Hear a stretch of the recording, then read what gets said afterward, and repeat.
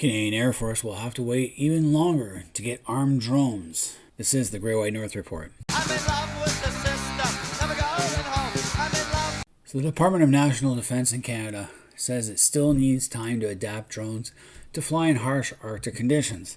To me, that's totally ridiculous.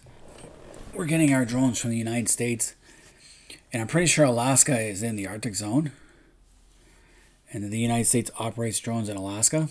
So I'm pretty sure there's no need for us to wait. And now we're going to have to wait a few extra years to get the armed drones. They've been promised for more than a decade. Because apparently they require special modifications to fly in the far north. Now the acquisition date has been pushed for 2028, more than 11 years after drones were identified in the Liberal government's defense policy as an important priority for modernizing the country's air force to meet modern threats. 11 years. Christ, has Trudeau been in power that long? Seems like a bad dream. It's also more than 2 decades after the previous Conservative government weighed the option of acquiring an earlier version of the Reaper, the MQ-1, known as the Predator. So the idea came about 20 years ago, and we still don't have any. I think Tom Clancy in his book, The Bear and the Dragon, emphasized how drones can shape a battlefield. Now the US, the UK, Italy, France, and Spain have all acquired the MQ-9 Reaper. Now the UK, they also operate their drones probably out of the Shetlands, which is not, the North Sea is not the greatest place to fly a drone in. France and Spain would fly theirs through the mountains. So the Canadian RPAS, remotely piloted aircraft system configuration, will require significant development work in order to address RCAF requirements which differ from our allies. Sounds like we don't have the money for it. Need to operate at high northern latitudes, including the Arctic. Requires the use of satellites and aircraft antennas and communication components not previously integrated in the MQ-9.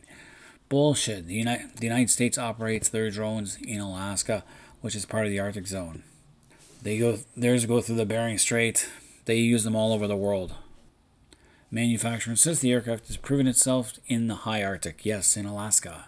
General Atomics, who make these things, says it operates well in cold weather conditions. State-of-the-art anti-ice de-icing system. And they concluded a demonstration flight to the 78th parallel in Canada's far north. What more do you need? We need Canadian tech. So instead of just buying these right now and then later developing our own domestic tech, but having these already, we're going to wait until we get the Canadian technology to put on these things. Again, it's a bloody waste of time. It'll waste more money and we'll be further behind. So they want to integrate the Canadian-made Westcam MX-20 sensor into the platform. Drone operators also need to be trained. Actually, I think it's probably easier to train drone operators in Canada. If you offer enough money, you can get a lot of good people, because kids these days play lots of video games. It's almost like playing a video game. Canada's procurement system is just a clusterfuck, in all sense of the word. Foobar.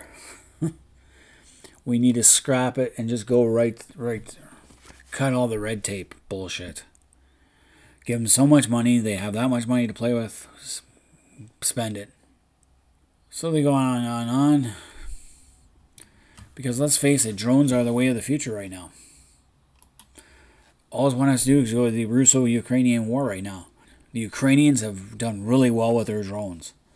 They've neutralized the Russian Black Sea Fleet and are constantly hitting military targets all over. Ukraine drone operators strike targets deep into Crimea and into the Russian-occupied Donbass region. So the Russians primarily use their drones against the Ukrainian infrastructure, and they've had success with that. The United States shot down missiles and drones launched from Yemen. So these things can go a long way, drones can. In the war against Hamas, Israeli drones are key. They're proving how useful these things can be. Think of this. In any war against China, think about it. Let's put it in this perspective. If Canada was to build a light aircraft carrier, or something along those lines, a converted merchantman into a light aircraft carrier that carries drones, it could be very useful in the Pacific in a war against China, or to deter Chinese ambitions toward Taiwan and in the South China Sea. So I think Canada needs to scrap our procurement system They have a certain amount of budget. It's time they use it wisely instead of going through the rigmarole of, because every time they do this, they put us so much further behind and it gets more expensive as years go by. And the drones have already proven their worth. So I, for one, am not surprised that the Department of National Defense is pushing this further back in time. It comes as no shock or surprise, it's just disappointment.